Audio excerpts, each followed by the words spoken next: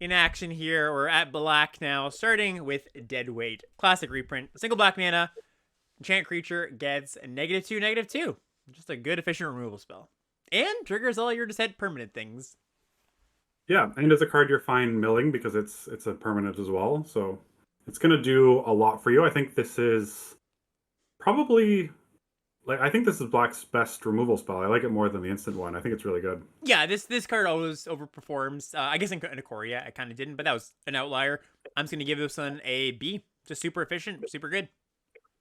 I'm gonna go B minus. I think there's a lot of 2/3s in this set, but Yeah, it's still fair gonna enough. be good. Next up, we got Greedy Freebooter. Single black mana for a 1/1. Human Pirate. When it dies, you scry 1 and you make a treasure token. So this is a lot worse than Shambling Ghast or Yeah, whatever it was. Like not giving the -1/-1 pretty big. is a really big downside. And I'm not high on this. Like getting Scry and a treasure just isn't worth. It's not like I don't want to sacrifice this in white black. I don't want to. It doesn't block anything well. I'm pretty low on this card. Yeah, I think so too. And also one of the things that there's like a white back sacrifice value deck that if the blue cards end up being quite good, I'm just a little bit skeptical about that anyways, because the way it works out is like, all right, you're like white, black, nickel and dime grinding, but your blue decks just like draw a bunch of cards. And this is kind of where that card goes in like a white, black deck. Not trying to pass judgment on that archetype as a whole, but this card does not excite me for that deck. I don't know. D plus? D? I wrote D. All right, cool. What's up next? Next we have Deathcap Marionette, and notably Black has, I think, what is it, 8 2-drop commons or something like that? 6 maybe? A whole bunch. Yep. So somewhere in that range. And I think all of them are good. Yep. So this is the first of many. 1 in a black for a 1/1 Death Touch. When it enters the battlefield, you may mill 2 cards.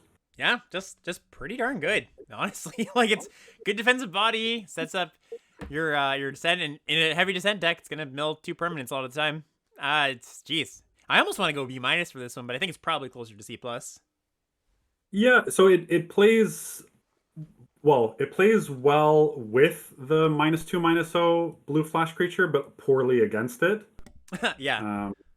So I was going to bring that up, but that's kind of almost a wash. But the fact that there's like dinosaurs in this set that Right. are like huge and have very little answers, I think I'm just giving this a C plus. Yep, I'm on board.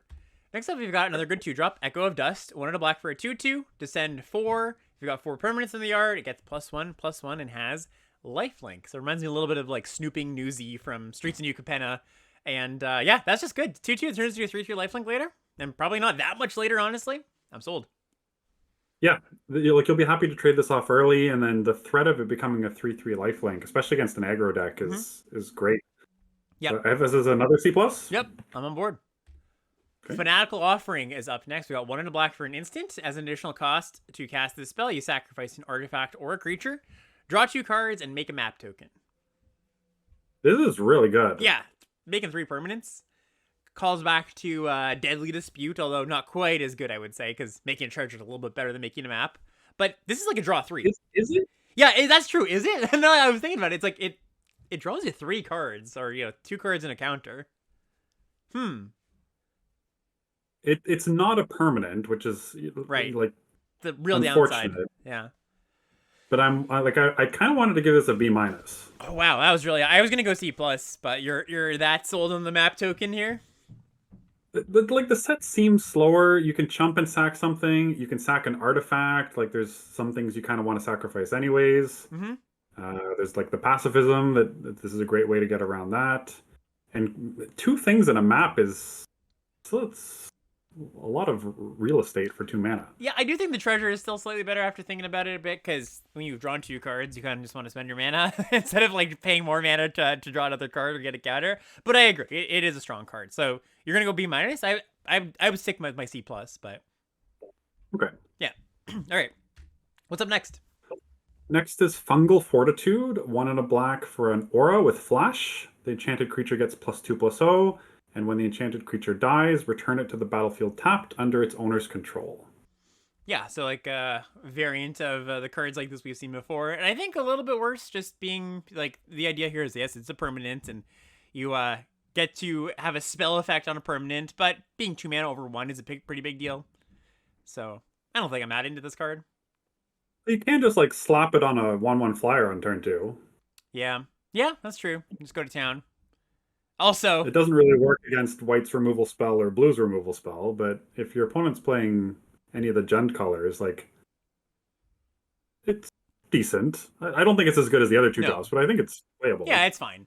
I know somebody out there is gonna do this, so just to save yourself some pain, almost kind of reads like you can enchant your opponent's creature, but note that it says returns to the battlefield tapped under its owner's control. So don't try to steal your opponent's creature that's about to die. That won't work. C minus. I think I'm gonna go D plus just because there's Okay. so many other good twos, but Yep. yeah. Next up, Mephitic Draft. This is 1 and a black for an artifact. ETBs, draw a card, lose a life, or does the same when you put it into the graveyard. Yeah, so it doesn't you can't craft this away because craft exiles, Right. which is really Unfortunate. unfortunate. Yeah. You do need to sacrifice it or animate it. Luckily, blue has a common and an uncommon that animate it, and white and black are both potentially sacrificing stuff like this. But that losing a life does hurt. It matters. Yeah. Yeah, I think this card's fine. Like it really does. I was really excited about it when it could craft. I thought it could craft, but then yeah, just walking through the steps doesn't actually work. Uh, yeah, I don't think this is a card that's just gonna go in every black deck. It is sort of if you want to make a comparison to an older card, it's just an Ichor Wellspring, but losing a life is a big deal. I think there are going to be some decks that will appreciate this card, white black kind of being chief among them, but I don't think it's just generically a card you're going to want in your deck. So I would say like Synergy C. Okay. I gave it C minus. Okay, fair enough. What do we have next?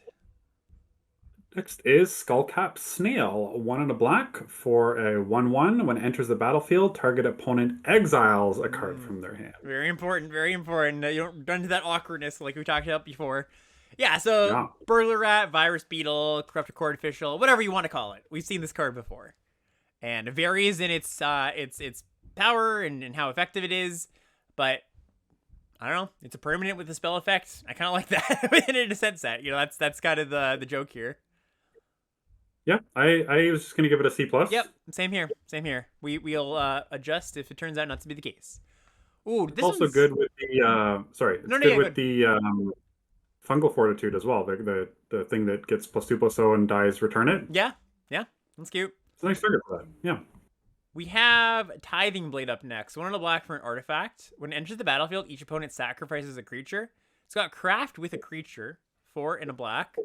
Backside is Consuming Sepulcher, and it's an artifact that says, the beginning of your upkeep, each opponent loses a life, and you gain a life. Yeah, this card's... In some sets, this card would be completely busted. Right. There are a lot of tokens and 1-drops in this set.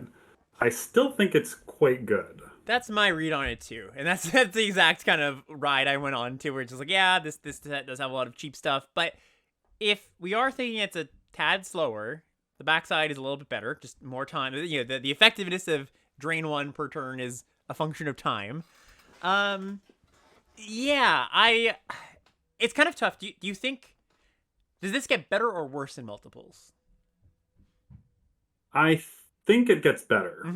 Right, because each sack means they have to sack a better thing. Yeah, I mean, you are giving... It's... You can't really picture that effectively, I think, like how good this is going to be on turns like 4 to 6. Right. It's also another thing that it's just really difficult without playing the set to get like a vibe of like how the turns play out. Yeah. Yeah, because if there's a lot of if people aren't trading and there's a bunch of 2/3s or like 1/1 tokens that people just can't attack past each other, then it's not great. But if you're playing against like a red-green Dinos opponent and they're like attacking and trading off with stuff, and this is going to be exactly what you want against that kind of deck.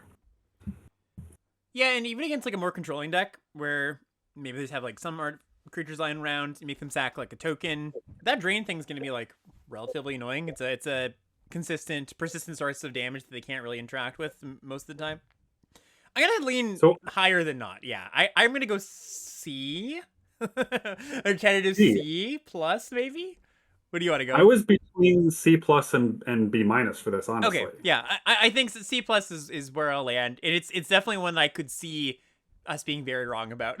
Like I can see this one being like really bad and the way things unfold.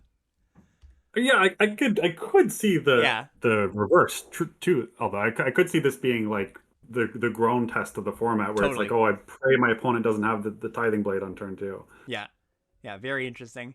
Next up is Acolyte of Aclazotz. There we go. Acolyte of Aclazotz. 2 and a black for a 1/4. It's a vampire. Tap, sack a creature or an artifact, another creature or artifact. Each opponent loses a life and you gain a life.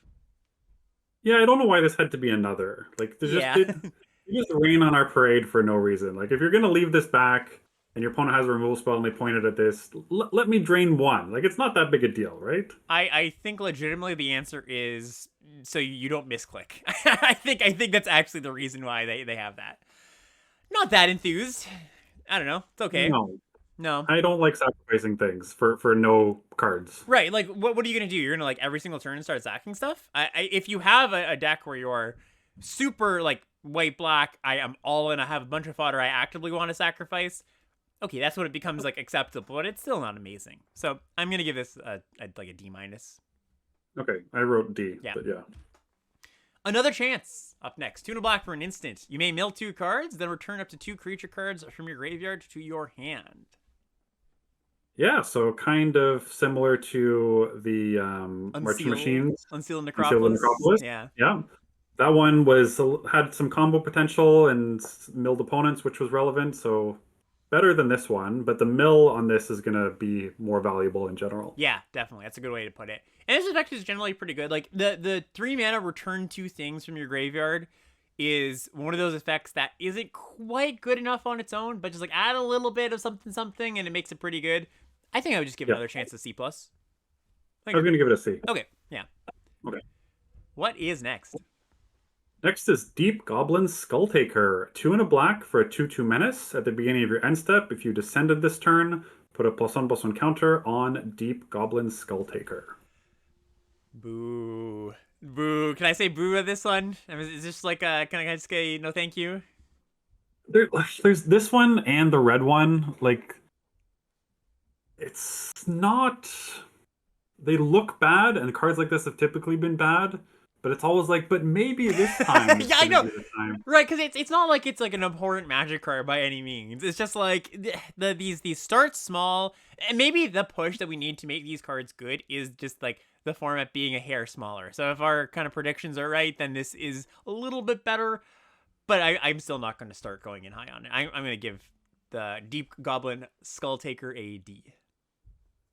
Yeah, I am as well. But like, if you can like trade your 2-drop and attack, yeah. But Yeah. then I guess, yeah, okay. So it's the thing is, chat saying, but isn't descending going to happen quite often? It's true, but that's not the issue with the card. It's not like the breakpoint, the bottleneck isn't like, oh, I can't descend very often. It's that this starts as a 2/2, a 3-mana 2/2, bad on blocks. Then you have to do the thing to make it a 3/3. Now you're on rate.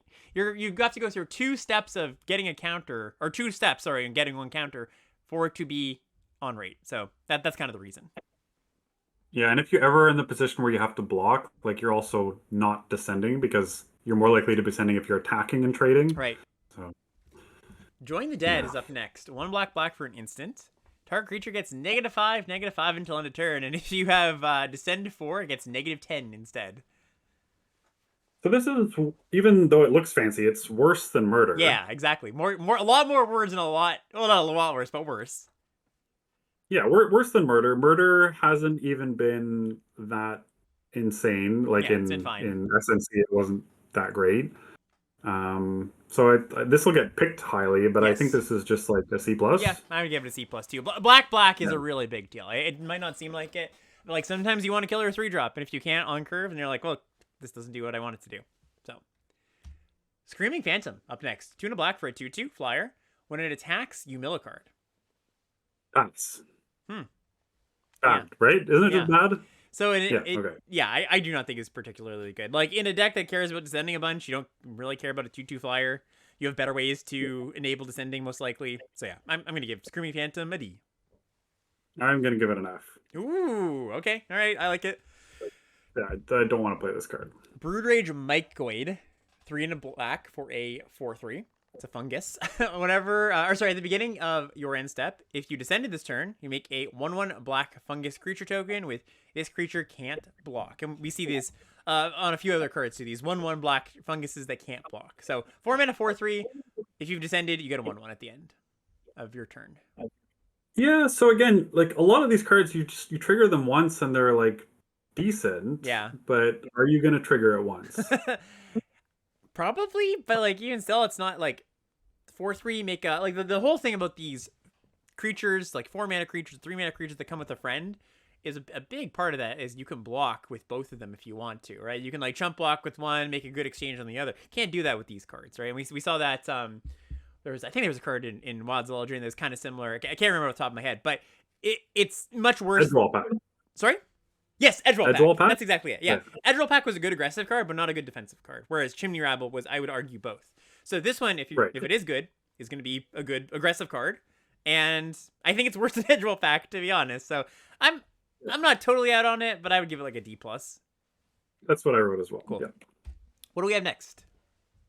Next we have Vito's Inquisitor. 3 and a black for a 3/3 vampire. You can pay black and sacrifice another creature or artifact to put a +1/+1 counter on the Inquisitor and give it menace until end of turn. Yeah, just the card file just full with these guys, eh?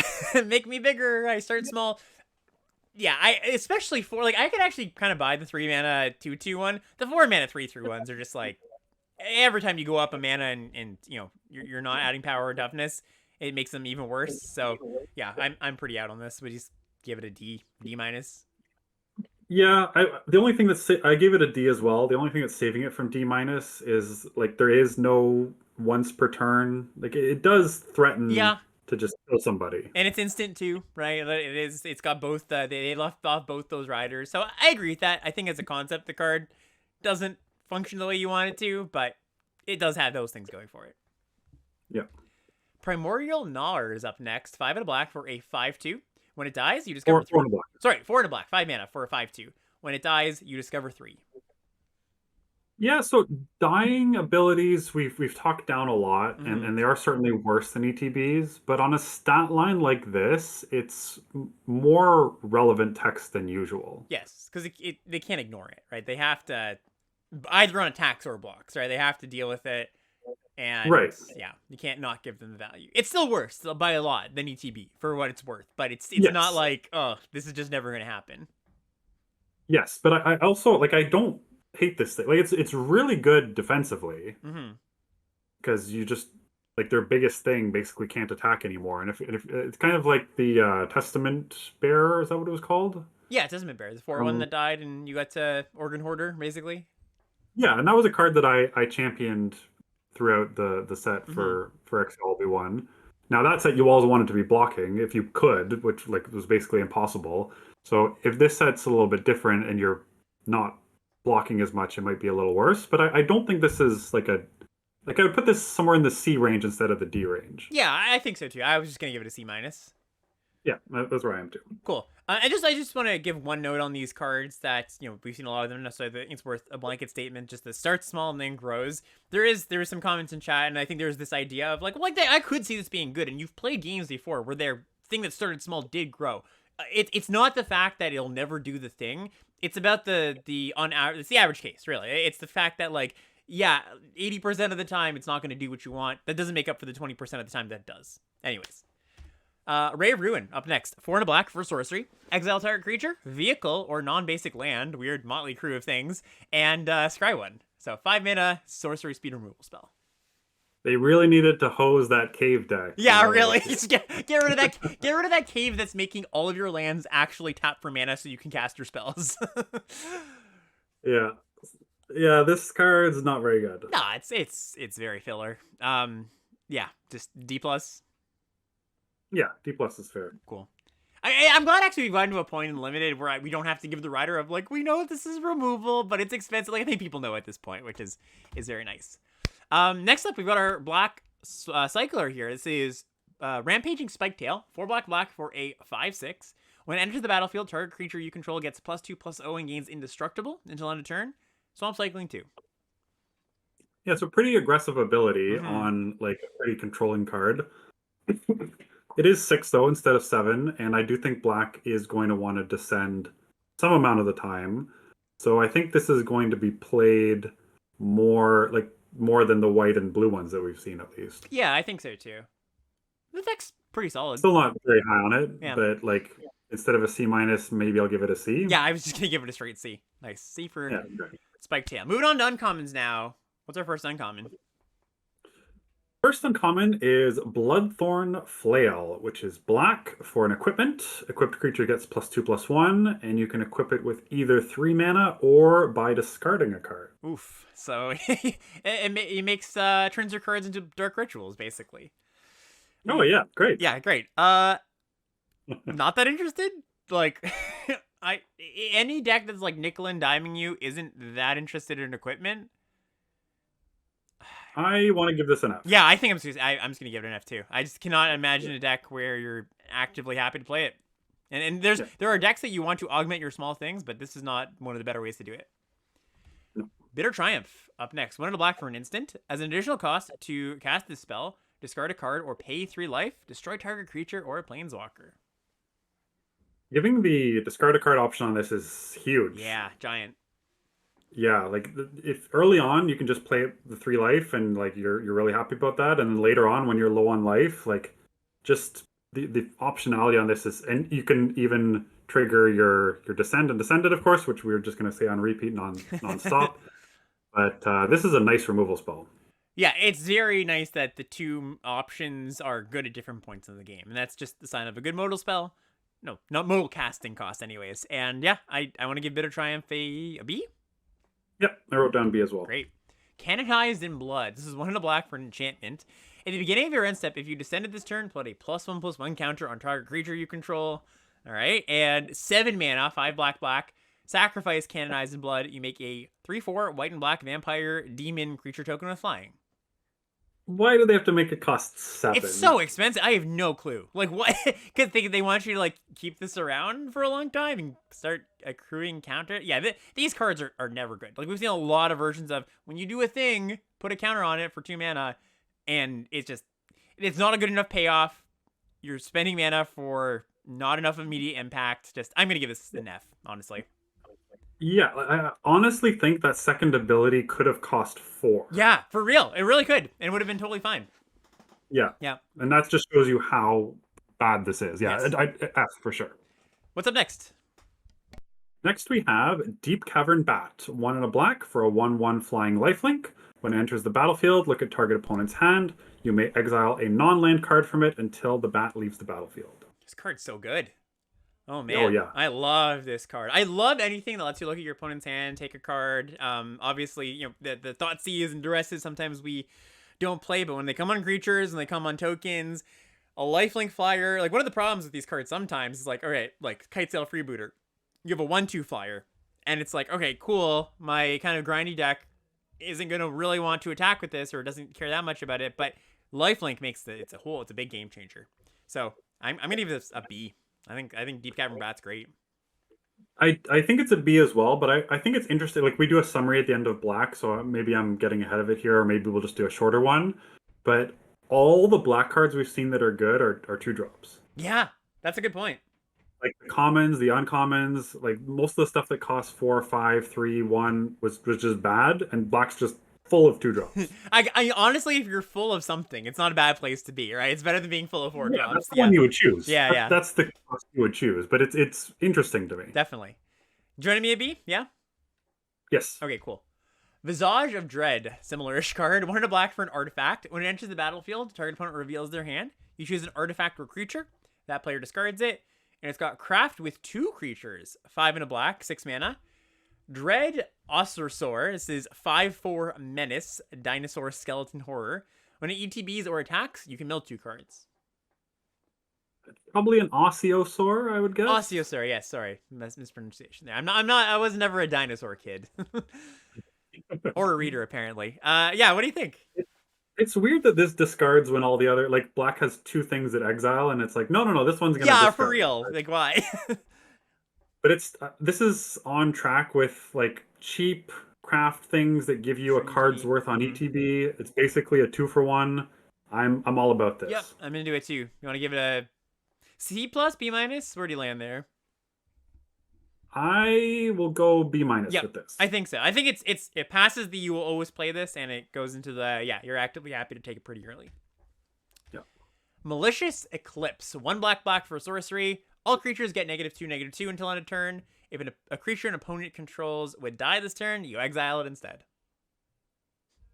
So, what deck do you want this against? I don't think you do. Like, or are you saying like a meta thing in the format? Like, just straight up, what are they? What is this good against?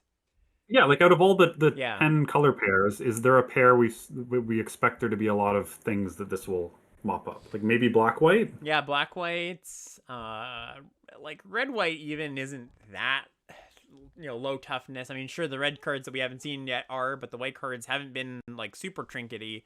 I think you shouldn't play this card in best of one. I think that because the problem with Yeah. it is it's not your it's not like, oh, this is good in my deck. I'm a control deck. No, it needs to be, this is good against my specific opponent. And you don't know if your opponent's playing a green-red dino deck or a control deck of their own. So good in the against certain decks, but like you said, not even maybe against that many decks in the format. So sideboard grade? Yeah, I'd give it just sideboard. You'll know when you Yeah, should I bring it do in. think it's worth asking because sometimes these cards are better than sideboard grade. Definitely. But I think this one's not in that No, category. I agree. Soul Coil Viper, 2 and a black for a 2/3. It's a snake. It's got black, tap it, sacrifice the Viper, return target creature from your graveyard to the battlefield with a finality counter on it. Activate only as a sorcery. I like this thing. Yeah, not bad at all. We've got land cyclers, which is really living the Yeah, dream. But even if you don't have a land cycler to get back on turn 4, there's a lot of good stuff you can bring back, and the body's not like that small, no, and like a two 3 for 3. it's a it's a 3-mana 2/3 that your opponent will likely be pressured, like feel like they have to remove pretty early in the game because you never know when you're gonna cycle the next. Like your opponent plays this on turn 3, you're probably like, oh, I should probably kill that thing because I could just cycle something and reanimate it.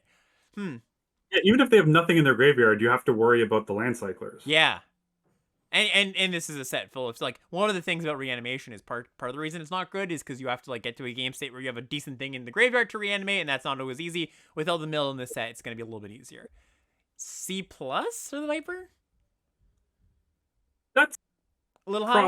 I think I was gonna go a bit higher, but when you said C plus, it sounded right. So Ah, I'm there we gonna go. join with it. Yeah, that's Yeah, the tried and true test. Did it sound right to you after it came out of your mouth? yeah. Stinging Cave Crawler, 2 and a black for a 1/3 death touch. Descend 4. When it attacks, you draw a card, lose a life. Yeah, I kind of like this little thing. Yeah, it's not bad. Little defensive Like body. 1/3 death touch is gonna hold off attackers, and then later game you can just cash it in for a card, but two cards basically, right? It's gonna trade with something, and then you're gonna draw a card and lose a Right. life. Yeah, totally solid. A I want to C? give it like a C plus. Yeah, sure, C plus. Sounds right. Okay. What's up next? Next we have Synapse Necromage, 2 and a black for a 3/1 Synapse. Is it Synapse or Synapse? I think Synapse sounds. yeah, I think the first one you Synapse, said sounds right. Synapse Necromage. Okay, 2 and a black for a 3/1. When it dies, create 2/1/1 black fungus tokens that can't block. Nice. Great. Hmm. Yeah, just dies into 2 pieces of cardboard. Love it. What's not to like? Yeah, if you have the Bartolome, Yeah. the black white uncommon, like that, this is threatens a lot of damage out of Yeah. nowhere. Yeah, definitely. You want to give it a B minus? C I plus? think so. I think I'll give it a B minus. Yeah. Yeah. I think It's aside from black white, there's maybe not a lot you can actually do with the fungus tokens. Mhm. So, yeah, I think I'm gonna give it a C plus okay. actually. Yeah. We got Chupacabra Echo here. 2 black, 4 mana for a 3/2. Fathomless Descent. When Chupacabra Echo enters the battlefield, target creature an opponent controls gets -X, or X the number of permanents in your grave. Woof. This thing Nasty. packs a punch. Yeah. I think worse than Even if you're not like trying to mill yourself, this thing's gonna be good. right. Yeah, it's a little bit worse than just Ravenous Chupacabra straight up, I would say, but it's still gonna be good. Yeah, B for Chupacabra Echo. It might like Might be better. Might be like if you're be recurring better. it. Yeah, I think I'm gonna give it a B B plus. plus. Yeah. No, I'm on board. I do think because I do think it's going to, all these descent cards are going to be on, to some degree, relatively early. If you're taking the good cards, the cards that actually like help you get there. So I don't think this is going to be like, I'll stuck in my hand forever. I think you're actually going to kill something on turn 4 a lot of the time. You know what's interesting? Like we've seen a real desire to have stuff in the graveyard for craft and like for descent stuff. And I know I'm going way back here, but do you remember that like 3/2 for blue that was like look at the top 3 and you can put one back and put the rest in your graveyard? I think that card might be just better than I graded it. Right, just because like just milling 3 is just a good thing. Yeah, and it's like a reasonably statted body. Like it's just a way to do it kind of almost for free. When you say going way back, I was like, all right, what 2011 card is Mark going to refer to here? But that's not, luckily, it's not what you were talking about. Grasping Shadows, up next. 3 and a black for an enchantment. Really interesting one. Whenever a creature you control attacks alone, it gains Death Touch and Lifelink until end of turn. Put a Dread counter on Grasping Shadows. Then if there are 3 or more Dread counters on it, you transform it. Transforms into a land, a cave, Shadow's Lair. Taps to add black. Red tap, remove a Dread counter from... Sorry? Black tap. Black tap, not red tap. I think it said red. I was trying to think... Well, maybe it did. Anyways, in any case, it's black. Tap to add black. Black tap, remove a Dread counter from the shadow, or the Shadow's Lair. Draw a card, you lose life. So you can do that 3 times because it enters the 3 counters. Or you've put 3 counters. You yourself the life potentially from, giving your creatures a lifelink. Yeah, really interesting card. So there have been cards like this in the past that have been better, definitely better than they look. Homicidal Seclusion from Avacyn Restored, where the idea here is like, okay, you attack with your best thing, and sure, you're not leaving your best thing back on block, so that's okay because it has lifelink, and you just keep sending. And, of course, you do it 3 times, you get a land. People were asking me on stream what I thought about this card, and people were a little surprised that I liked it. I don't know if I'm too high on it though. Like I'm not like super high, but a lot of people are like D, unplayable, bad. I think I'm more in like the C range. Yeah, this is one again where we can get it really wrong. Yes, it could be great or awful. Yeah, I'm probably just going to give it like a coward grade of, like a C or something, but I'm with you that it has potential. Yeah, I love the incidentally calling me a coward for my C. Next up, we've got Defossilize. 4 and a black for a sorcery. Return target creature to the battlefield. Return target creature from your graveyard to the battlefield. That creature explores, and then explores again.